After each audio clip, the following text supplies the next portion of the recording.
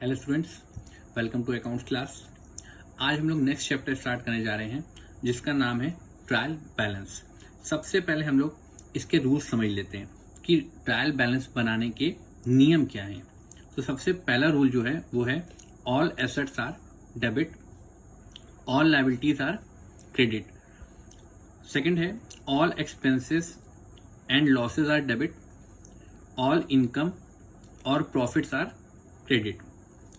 तीसरा जो है ये रूल बहुत इंपॉर्टेंट है, closing stock not entered in trial balance. ध्यान रखिएगा, क्लोजिंग स्टॉक ट्रायल बैलेंस में नहीं आता है। अब कुछ स्टूडेंट्स को प्रॉब्लम होगी कि एसेट्स कैसे पहचानेंगे, लायबिलिटीज कैसे पहचानेंगे। तो मैं पहले बता देता हूँ, आप चाहें तो आपकी बुक में एक चैप्टर है फाइनेंशियल स्टेटमेंट, उसमें एक बैलेंस शीट बनी होगी। उसमें एसेट साइड में एसेट्स के नाम दे रखे होंगे, लायबिलिटीज साइड में लायबिलिटीज के नेम दे रखे होंगे। और यदि वो भी आपको ढूंढने में प्रॉब्लम हो उस चैप्टर को, तो मैंने बेसिक कॉन्सेप्ट चैप्टर पढ़ाया था, बेसिक अकाउंटिंग टर्म्स। उस चैप्टर का वीडियो ध्यान से देख लीजिएगा, देन ही इस चैप्टर को करिएगा। अब हम लोग स्टार्ट करते हैं एक क्वेश्चन नंबर 2 जो बुक से है डीके गोयल की, और समझेंगे ट्रायल बैलेंस का फॉर्मेट और क्वेश्चन कैसे किया जाता है। स्टूडेंट्स, आपको दिखाई दे रहा होगा question number 2, from the following balances taken from the books of messrs Dwarka Prasad and sons as at 31 March 2018 prepare a trial balance in proper form. हमेशा ध्यान रखिएगा, फॉर्मेट हमेशा प्रॉपर फॉर्म में ही होना चाहिए। तो आइए समझते हैं पहले फॉर्मेट। सबसे पहले हम लोग लिखते हैं ट्रायल बैलेंस, ब्रैकेट में एज एट, जिस तारीख के एंड में हम बना रहे होते हैं। ध्यान रखिएगा, एज एट लिखेंगे। इसके बाद नेम ऑफ अकाउंट, एलएफ का कॉलम होगा। इसके बाद आपका अमाउंट डेबिट और अमाउंट क्रेडिट होगा। एलएफ का कॉलम यूज नहीं होगा। आइए सबसे पहले देखते हैं पहला आइटम क्या है। पहला आइटम आपको दिखाई दे रहा होगा, cash in hand 4500 rupees. Cash हमारे बिजनेस की एसेट्स होती हैं और रूल के according assets are debit.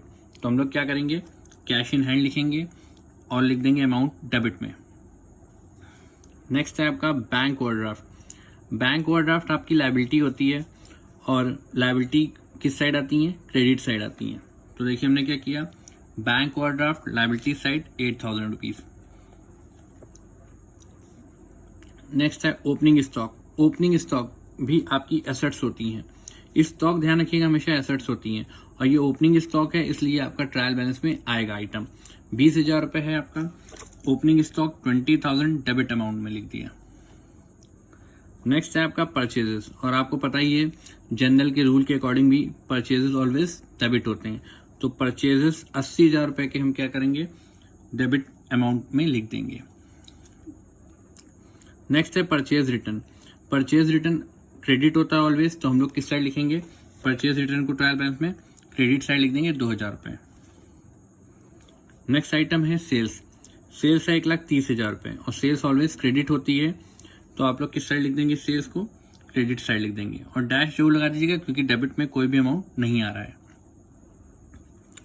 Next है आपका sales return. Sales return always debit होता है, तो हम लोग क्या करेंगे, इसमें सेल्स रिटर्न को डेबिट अमाउंट में लिख देंगे। नेक्स्ट है ट्रैवलिंग एक्सपेंसेस। ट्रैवलिंग एक्सपेंसेस आपके एक्सपेंसेस हैं, इसलिए हम इसको भी डेबिट में लिखेंगे। डिस्काउंट अलाउड भी क्या है, एक्सपेंसेस हैं, इसलिए हम इसको भी डेबिट में लिखेंगे।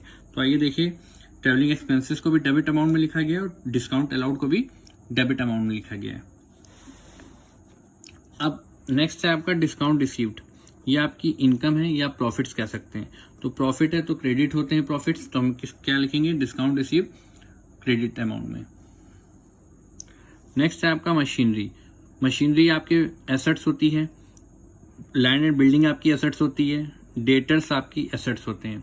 तो हम इन तीनों को क्या करेंगे, इन तीनों का अमाउंट डेबिट में देखिए लिखा गया है, डेबिट अमाउंट में। नेक्स्ट है आपका क्रेडिटर्स। क्रेडिटर्स आपकी लायबिलिटी होती हैं और लायबिलिटीज ऑलवेज क्रेडिट होती हैं, तो देखिए क्रेडिटर्स को हमने क्रेडिट अमाउंट में लिखा है। नेक्स्ट है बिल रिसीवेबल। ये आपकी एसेट्स होती है, इसलिए हम इसको किस साइड लिखेंगे, एसेट्स को डेबिट साइड लिखा गया है, देखिए डेबिट अमाउंट में। नेक्स्ट है आपका बिल्स पेएबल। बिल्स पेएबल आपकी लायबिलिटी होती है और कैपिटल भी ऑलवेज आपकी लायबिलिटी होती है, और आपको पता ही कैपिटल हम जर्नल एंट्री में क्रेडिट साइड लिखते हैं, तो मतलब ट्रायल बैलेंस में भी क्रेडिट साइड ही लिखेंगे। देखिए बिल्स पेएबल लायबिलिटी मतलब क्रेडिट साइड, कैपिटल भी लायबिलिटी होती है इसलिए क्रेडिट साइड। नेक्स्ट है आपका drawings. Drawings always journal entry में भी डेबिट होते हैं, तो ट्रायल बैलेंस में भी डेबिट ही होंगे। देखिए ड्राइंग्स को हमने डेबिट में लिखा है। रेंट, रेंट दे रखा है 3700। अब ये नहीं पता कि इनकम है या एक्सपेंस है, तो हम ये मान लेंगे कि हमने ये पे की हैं, तो एक्सपेंस मान लेंगे और रेंट को हम लिख देंगे डेबिट अमाउंट में। नेक्स्ट है आपका सैलरीज। सैलरीज आप पे करते हैं इसलिए आपका एक्सपेंस हुआ, तो आपने क्या किया सैलरीज को डेबिट अमाउंट में लिख दिया। नेक्स्ट आइटम है लोन, और सीआर ऑलरेडी लिखा है, मतलब लोन आपने लिया है, क्रेडिट साइड ही आएगा, तो लोन हमने क्रेडिट अमाउंट में ही लिख दिया। नेक्स्ट आइटम जो आपका है वो है आपका इंटरेस्ट ऑन लोन। आपने लोन पर ब्याज दिया, तो लोन पर यदि हम ब्याज देंगे तो हमारे बिजनेस के लिए एक्सपेंस हुआ, तो हम किस साइड लिख देंगे, इंटरेस्ट ऑन लोन को डेबिट अमाउंट में लिख देंगे। अब आपको कुछ नहीं करना, डेबिट की टोटलिंग करनी है और क्रेडिट की टोटलिंग करनी है, और यहाँ पे दोनों साइड की टोटलिंग क्या आएगी, इक्वल आएंगी। ध्यान रखिएगा ट्रायल बैलेंस की टोटलिंग हमेशा इक्वल ही आएगी, और वैसे इसमें इक्वल ही आ रही है, आप टोटलिंग करके देख लीजिएगा। और यदि अभी आपको कोई भी डाउट हो तो सबसे पहले रूल्स ओपन कीजिएगा और ध्यान से रूल्स को समझिएगा। और please subscribe my channel, share this video. Thank you.